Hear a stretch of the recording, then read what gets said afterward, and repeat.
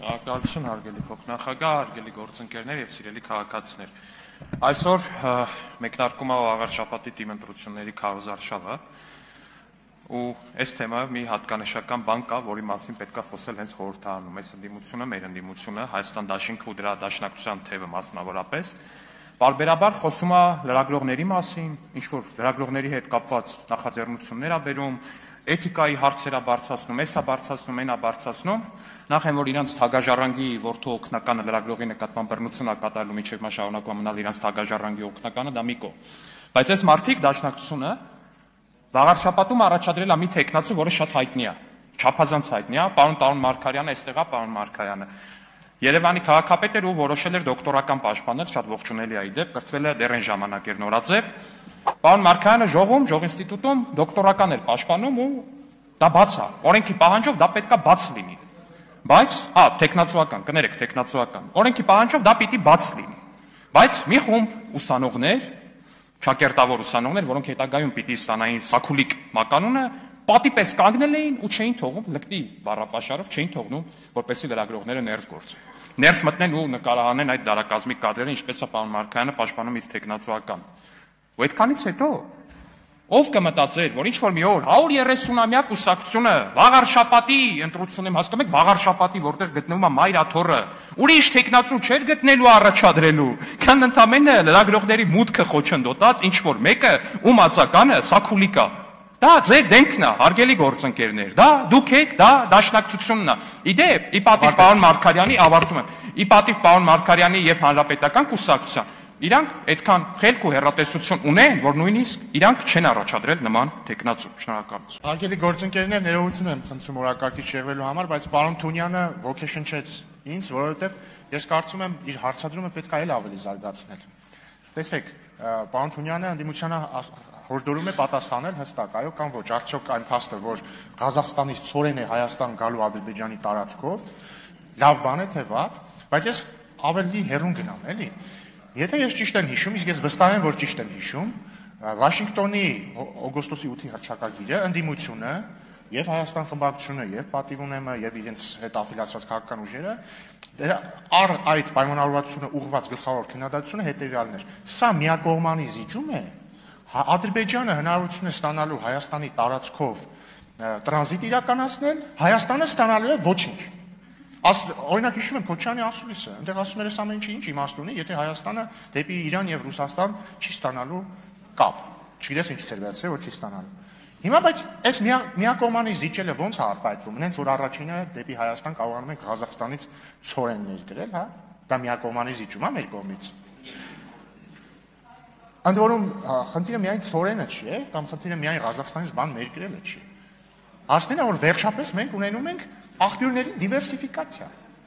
Եվ ես կարծում եմ երեկվա հայտարարվածը եւ տեղի ունենալիքը իրապես հեղափոխական բան է։ Մի բան էլ ասեմ։ Ընդդիմադիր լրատվամիջոցները սիրում են ցանկացած արտահայտություն Ադրբեջանից հնչող, որը ապակառուցողական է, տիրաժավորել։ Նորմալ է, լավ են անում, որովհետեւ իրոք նման հայտարարությունները ապակառուցողական հնչում են մեր եւ մամուլը ճիշտ անում, հրապարակում է դրանք։ Բայց օրինակ երեք հետաքրքիր հայտարարություն է հնչել Ադրբեջանից, ես գրեթե ոչ միտեղ չեմ հանդիպել դա։ Ոչ էլ հանդիպել եմ ընդդիմադիրների էջերում։ Բազմա երեք Ադրբեջանի նախագահն ասել է, որ սա, այսինքն, որ Ադրբեջանը հանել է սահմանափակումը դեպի Հայաստան բեռ տարանցելու, եւս մեկ ապացույց է, որ խաղաղությունը ոչ միայն թղթի վրա է, այլ նաեւ իրականությունում։ Հիմա ինչի հերթով չեք գալիս, դուք սիրում եք, չէ՞, Ալիևին ցիտել։ Հերթով եկեք ցիտեք։ Ես կարծում եմ շատ ազգանվեր գործ արած կլինեք։ Շնորհակալություն։ Քանի որ խոսվեց ապաշրջափակումից ու հարցադրույցից ու հիմա անդիմությունը այնտեղ են բանի նման շտոկ դեկագդայի նման ձեր հարցի պատասխանն են քննարկում, որ կարողանան բան անեն, ես մի հատ էլ ավելի բարձրաբանեմ, ինչ էր խոսում Տիկին Քրիստինե Վարդանյանը, երբ որ փորձում էր հիմնավորել, որ դա վատ բան է։ Ուրեմն ինչ էր ասում, մենք ունենք մի ճանապարհով, այս մի հատ բաց դուր, որից կախվածություն ունենք։ Ասում եմ, ես դեմ չեմ ապաշրջափակմանը, բայց այս երկրորդ դուռը, որ բացվում է, մենք դրանով կախվածություն ենք ունենում Ադրբեջանից, բավոր բանի Լաչինի Միջանցքի պես փակի, որ փակի կվերադառնանք այն պայմանին, ինչ հիմա գտնվում ենք, այսինքն։ Մի պարզ տրամաբանություն, մի հատ նորից եմ կրկնում, այս պահին Հայաստանի Հանրապետությունը մի ուղղությամբ բերում է հացահատիկ, բացվում է երկրորդ ճանապարհ հացահատիկի բերելու։ Քրիստինե Վարդանյանի ձևակերպմամբ դա կախվածության ավելացում է։ Ես ուզում եմ հասկանամ, հիմա կախվածություն չկար, բացվում է երկրորդ դուռը կախվածությունն է։ Ինչպես ասում են, երկաթյա տրամաբանություն, ես անդադ մտածում եմ, որ ասում են դաշնակցականները դեմը լալով կողմը լալ այդ որն է, ես երեք ստացա իմ պատասխանը, այնց որ հարգելի հայրենակիցներ, ուշադիր լսեք ձևակերպումներին եւ հատկապես խոսում է ապաշրջափակման մասին, շնորհակալ եմ։ Պարոն Խաչատյան, ձեր վերջին հարցին ես պատասխանեմ ոչ թե թվերով, այլ կապելով դա պարոն Մանուկյանի պնդման հետ։ Ավելի էժան է գալու, քան կգար Ուկրաինայից։ Որ ասեց դիվերսիֆիկացում եք Ուկրաինայից դիվերսիֆիկացնեք, ավելի էժան կլինի։ Հաջորդը, ասում է նաև պարոն Մանուկյանն է, էլի, չէ, ասում է ինձ տպավորություններ, որ Ադրբեջանից ուղիղ Հայաստան պետք է մտնի Իջևանի երկաթգծով։ Սիրելիներս, Իջևանի երկաթգիծը քանդած է։ Ինչպես եւ պարոն Սուքասյան, խնդրում եմ, պարոն Սուքասյան, մի վայրկյան, պարոն Խաչատյան եւ պարոն Սուքասյան, լռեք։ Իջևանի երկաթգիծը չի գործում։ Մի վայրկյան, չէ, ես նայում եմ, որ Գեղամ Մանուկյանին բացատրեք, որ գոյություն չունեցող էսպան երկաթգիծով ահնար է բաններ գրել։ Մեղրի երկաթգիծն էլ քանդած է սա։ Ձեր իշխանության օրոք մեղրի երկաթգիծը, ասես քանդել են մետալալոմ են հանձնել։ Չէ, չեք ուշադիր չեք։ Հաջորդը։ Ասում եք պարոն Խաչատյան, ասում եք մենք կողմ ենք, որ բոլոր կոմունիկացիաները բացվեն միաժամանակյա։ Մենք ոչ միայն կողմ ենք, որ միաժամանակյա բացվեն, այլ եթե մինչև այդ մեր համար կարան բաներ բացվեն, թող բացվեն, ինչ խնդիր կա։ Վատա, հա։ Վատա որ մեր համար ոչ միաժամանակյա, բայց մեր համար բանա բացվում։ Ասում եք, այսպիսի բան եղել է նաև 90-ականին, եղել է։ Է շատ լավ չի եղել, լավ է, չի եղել, կուզեիք շարունակվել, բայց իրական կուզեիք չէ շարունակվել։ Դե համար ոչ թե եկեք, ես զարմանում եմ, ոնց եք դուք հաջողացնում մի հատ պարզ հարցի չպատասխանել, այսինքն ինչ որ բաներ ասել։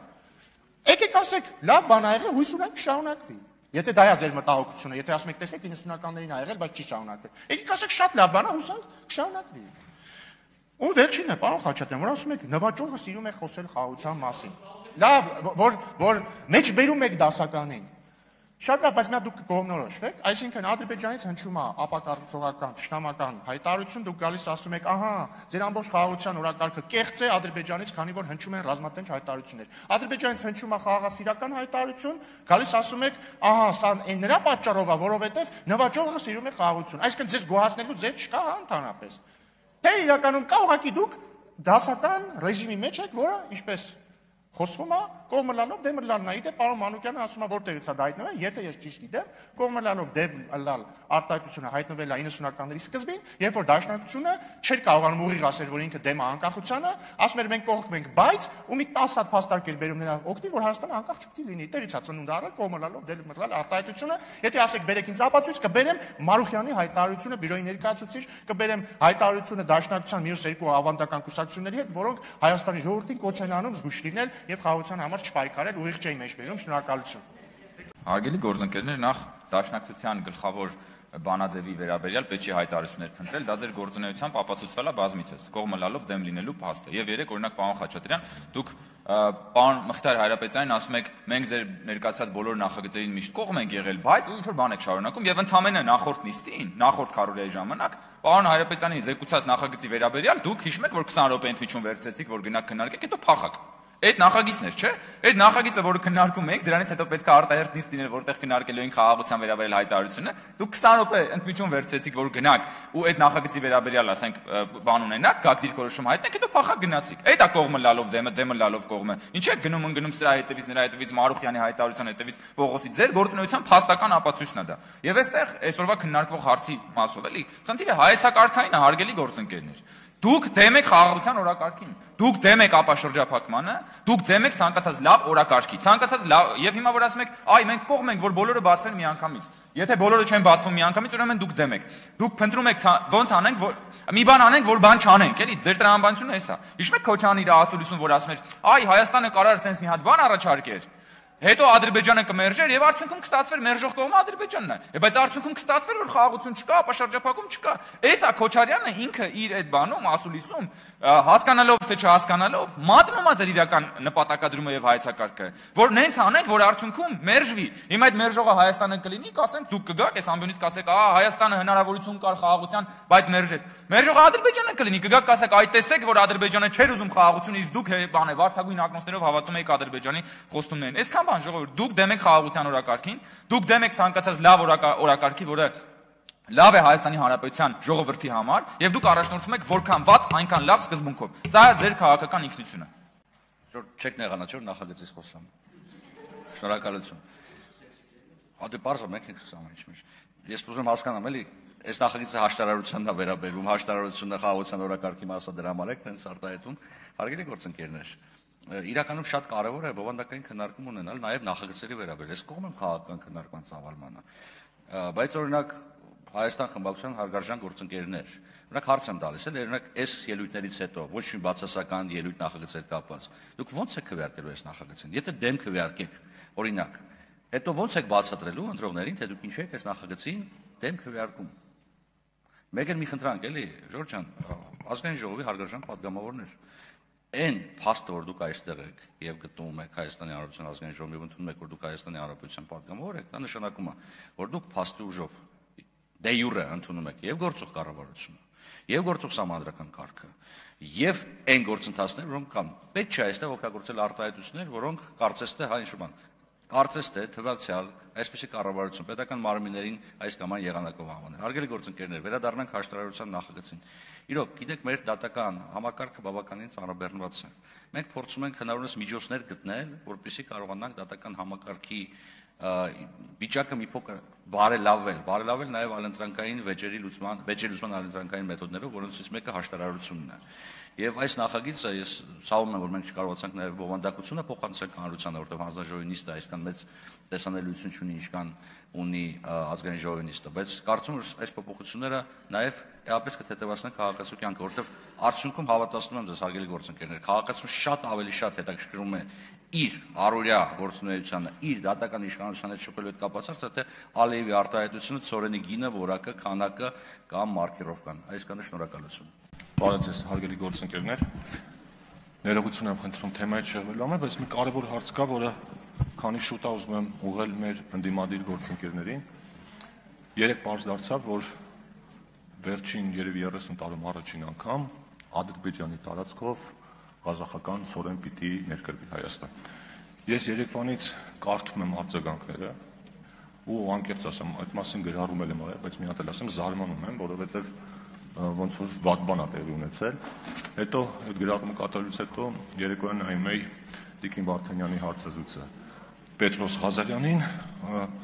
որտեղ Տիկին Վարդանյանը ոչ մի դրական բան չի տեսնում այդ ամենի մեջ։ Հիմա ուզում եմ հարց տալ, քանի որ առավելևս ձեր խմբակցության մեջ մարդիկ կան, որոնք պետական պաշտոններ են զբաղեցրել,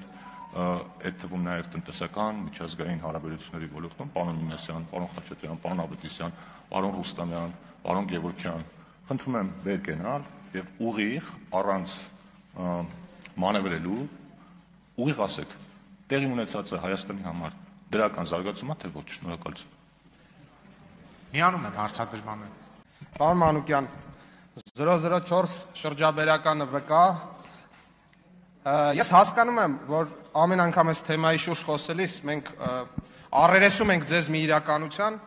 որը կոչվում է դեմ լինել Հայաստանի Հանրապետության ինքնիշխանությանը, Հայաստանի Հանրապետության անկախությանը, Հայաստանի Հանրապետությունում կոռուպցիա եւ կաշառակերության վերացմանը, Հայաստանի Հանրապետությունում ընտրելու եւ ընտրվելու իրավունքի վերականգնմանը։ Ես ընդհանրապես զարմացած եմ, որ կարա օրակարգ լինի, ընդհանրապես օրակարգ լինի, որ որևէ մեկը լինելով Հայաստանի Հանրապետության քաղաքացի իր կենսական շահերը համարելով Հայաստանի Հանրապետության տարածքը կարող է դեմ լինել որևէ կերպով, որևէ ձևաչափով, որևէ երկրի հետ սահմանի բացմանը։ Այս թեմային կարան դեմ լինեն տարբեր ուժային կենտրոններ, աշխարհաքաղաքական կենտրոններ, ում որ ձեռք չի տալիս Հայաստանի այլընտրանքային ճանապարհների բացումը, ապաշրջափակումը, ում որ ձեռք չի տալի Հայաստանի Հանրապետության տնտեսական զարգացումը, ում որ ձեռք չի տալի Հայաստանի Հանրապետությունում անկախության ամրապնդումը, բայց որ Հայաստանի Հանրապետության ազգային ժողովի падգամավորը կամ պաշտոնյան, կամ այստեղ ընդհանրապես ապրող մարդը կարա դեմ լինի սահմանի բացմանը որևէ ձևաչափով, սա արդեն երևի ֆանտաստիկայի ժանրից է եւ որևէ մեկը, որևէ բանական մարդ սրա բացատրությունը կարող է ընդհանրապես տալ ավարտեք եւ թեմայից շեղվել եք։ Բայց թեմայից շեղվել եք։ Պարոն Ռուբինյան, ես ձեր նման դաշնակցության գիտակ չեմ եւ շատ իսու եւ դրա համար պետքա խնդրեմ անպայման անդրադառնաք պարոն Մանուկյան։ Ես կանրադառնամ հիմա։ Բայց ավարտում եմ, շնորհակալություն։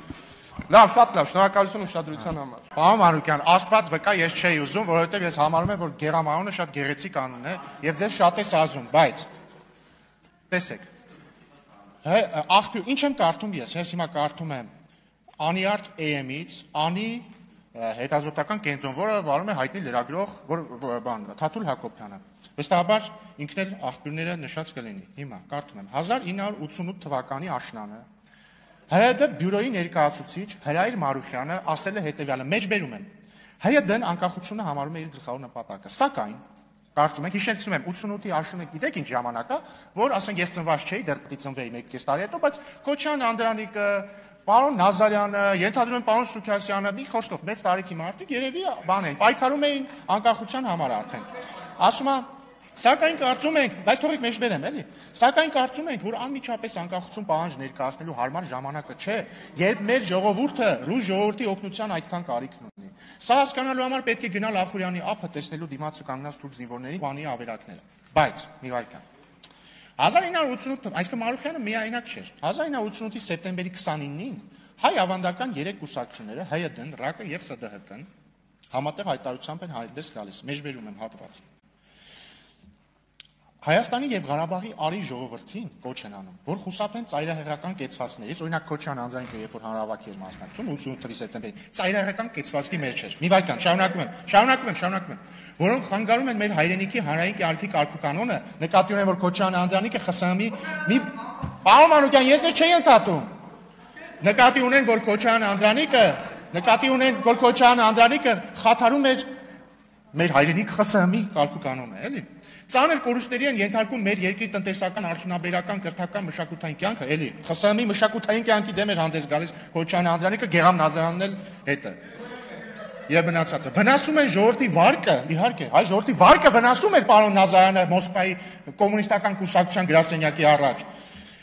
Ինչպես նաև բնականon հարաբերությունները լինեն խորհրդային բարձրագույն իշխանությունների, թե խորհրդային մյուս հանրապետությունների հետ եւ ծառայում են մեր ժողովրդի ճշնամիների հետի նպատակներին։ Այսինքն Քոչյան Անդրանիկն ու Գեղամ Նազարյանը, հասկանում եք, չէ՞, խորհրդային բարձրագույն իշխանությունների հետ մեր բնականon հարաբերություններն էին վնասում ու խորհրդային մյուս հանրապետությունների հետ, ենթադրում եմ նկատի ունեին նաև խորհրդային Ադրբեջանը, հարաբերությունները վնասում էին։ Այս սրա համար, պարոն Մանուկյան, այս է եղել ձեր կողմը, մի վայրկյան, այս է եղել ձեր կողմը լալով դեմը լալը, որ ասում է, մենք կողմ ենք անկախությանը, բայց կոչ ենք անում ժողովրդին հանգած խաղաղության համար չպայքարել։ Բայց պարոն Մանուկյան, ես չեմ պնդում, որ դուք փոխեք ձեր անունը։ Ես կարծում եմ ձեր անունը շատ գեղեցիկ անուն է եւ սազում է ձեզ։ Շնորհակալություն։ Հարգելի գործընկերներ, ես մեջբերումների պատերազմը կթողեմ անցյալի վերաբերյալ անցյալում, բայց կվերադառնամ ներկա։ Այդ բանին անկախությանը դեմ կողմ լինելու եւ համատեքստում եկեք ընդամենը հիշենք նախորդ տարվա մի այդ էլի Հայաստանի անկախությանը դեմ մի շռնդալից բան 004 շրջաբերականը ժողովուրդ ջան։ Եկեք ինչ է գնացել ընկել 88-ի 91-ի 94-ի 004 դաշնակցության 004 շրջաբերականը, որը ասում է, որ մեր շահերի չի բխում, որ Հայաստանը ունենա սահմանազատված սահման։ Ռոբերտ Քոչյան դաշնակցության ղեկավար, ոչ պաշտոնական ղեկավար, առաջնորդը, որ ասում է չի բացառում, որ Հայաստանի Հանրապետությունը կարա դառնա միութենական պետության անդամ։ Վարդանիկը, դաշնակցության սիրելի Վարդանիկը, դաշնակցության եւ Ռոբա Սերժական ուրեմն շրջանակների կողմից քաղաքապետ դարձած կոչ է անում եւ հայտարարում է, որ Հայաստանը պետք է դառնա միութենական պետության անդամ։ Բա կներեք, անկախության դեմ լինելը պոզով պոչով է լինում։ Բա անկախությանը դեմ եք։ Ինչ 91 թիվ, ինչ 88 թիվ, հիմա հենց այս վերջին տարիներին ձեր բոլոր գործողությունները անկախության դեմ են եղել, ժողովուրդ ջան։ Կամ ասենք մարդիկ մոռացել են, որ նույն 90-ականներին բան էիք անում դուք։ Պատերազմի ժամանակներում դուրս էիք եկել փողոց, բան էիք անում, պահանջում էիք նախագահի հրաժարականը։ Հիմա էլ որ եկել ասում եք հաղթած նախագահներ, բայց հաղթած նախագահի հաղթանակի ժամանակաշրջանում ո՞նց եք դուրս գալիս փողոց պահանջում իշխանության հրաժարականը։ Միշտ էլ եք եղել ժողովուրդ ջան, այո, կողմը լալով դեմ եք եղել, դեմը լալով կողմ եք եղել, բայց ընդհանուր առմամբ միշտ գրեթե միշտ դեմ եք եղել Հայաստանի Հանրապետության անկախությանը, որովհետև ես մի քանի անգամ ասել եմ, դաշնակցության ինքնությունը խարսխված է պետականություն չունենալու փաստի վրա, որպեսզի դուք անվերջանալիորեն ազատագրական պայքարի մեջ լինեք։ Հենց որ ազատագրում եք ունենում եք պետություն, դաշնակցությունը փլվում, ասում են, բայց մի րոպե, բա հիմա ինչ ենք անելու, պարապ ենք մնալու։ Հետևաբար պետք է հետ գաք ու պետություն չլինի, որ էլի դուք շարունակեք ազատագրվել, գնաք Սփյուռքից փող հավաքեք, որպեսզի փող բանանեք, տանեք, կամավորական ջոկատներ կազմեք, այդ փողի կեսն էլ դնեք ձեր ջեբը։ Ու հետո Արարատին նայեք ու լացեք, էս է։ Ակալություն մեծարգո նախագահ, հարգելի գործընկերներ, սիրելի հայրենակիցներ, քիչ առաջ դիտում էի պարոն Մարտուն Գրիգորյան ձեր ճեպազրույցը ու կներեք, բայց շատ խնդրահարույց բաներ լսեցի այնտեղ։ Այնտեղ ասում եք ԿՊԱ-ական падգամավորները արյուն են ուզում Գյումրիում, ու ենթադրաբար հղում եք անում նաև իմ խոսքերի, որոնցով որ ես ասում եմ, որ Վարդան Ղուկասյանը կամ իր կլանը սպանել է ձեր ընկերներին, դուք նրան քվ եք տվել։ Ասում եմ, բայց դա չի նշանակում, որ ես արյուն եմ ուզում։ Հակառակը, դա նշանակում է, որ ես արյուն չեմ ուզում։ Դուք ինձնից լավ գիտեք, որ Գյումրիի ամենաաղմկահարույց սպանությունները, բոլոր, գրեթե բոլոր, այն բոլոր դեպքերը, որոնց մասին գիտենք, սպանությունները, արյունը, ամեն ինչը, թափվել այն ժամանակ, երբ որ Վարդան Ղուկասյանը եղել է քաղաքապետ։ Բոլորն անխտիր, երբ որ իր կլանը այդ քաղաքում եղել է իշխանություն։ Ու սա իմանալով դուք գնացել ընտրել եք Վարդան Ղուկասյանին։ Արյուն ուզող մարդը, պարոն Գրիգորյան, այս պայմաններում մենք չենք։ Դուք եք ընտրել Վարդան Ղուկասյանին, Վարդան Ղուկասյանին, Վարդանիկին, որին դուք ինքներդ եք մեղադրել այդ սպանությունների մեջ, որին ձեր ընտանիքը, ձեր ընկերներն են մեղադրել այդ սպանությունների մեջ։ Հիմա ասում եք ԿՊ-ն արյուն ա ուզում, ո՞նց ենք արյուն ուզում։ Մեզ մեղադրում եք, ասում եք դուք ուզում եք Վարդանիկի միջոցով իշխանություն տանեք Գյումրիում, բայց դուք եք գնացել Վարդան Ղուկասյանին, Վարդանիկին ընտրեք քաղաքապետ։ Դուք եք ընտրել։ Այստեղ խնդիրը գիտեք որն է, ես հո գիտեմ, որ դուք ձեր ընտանիքը այս մեկը այն մեկը չի ուզում, որ իրանց երեխեքը մեծանան են քաղաքում, որտեղ Վարդանիկը քաղաքապետ է։ Ու դուք այդ երկընտրանքի առաջ կանգնած եք եղել, այո, պարոն Գրիգորյան, ես գիտեմ։ Այդ երկընտրանքի մի կողմում եղել է Սերժը Սարգսյան, մյուս կողմում եղել է Գյումրին, այն երեխեքը, որոնք որ պիտի մեծանային Վարդանիկի ղեկավարմամբ կամ չմեծանային Վարդանիկի ղեկավարմամբ։ Ու դուք ընտրել եք այդ երկընտրանքի մեջ Սերժի։ Հիմա մեզ եկել եք ասում եք դուք արյուն եք ուզում։ Չենք ուզում արյուն, պարոն Գրիգորյան, դուք եք արյուն բերող քաղաքապետի ընտրել։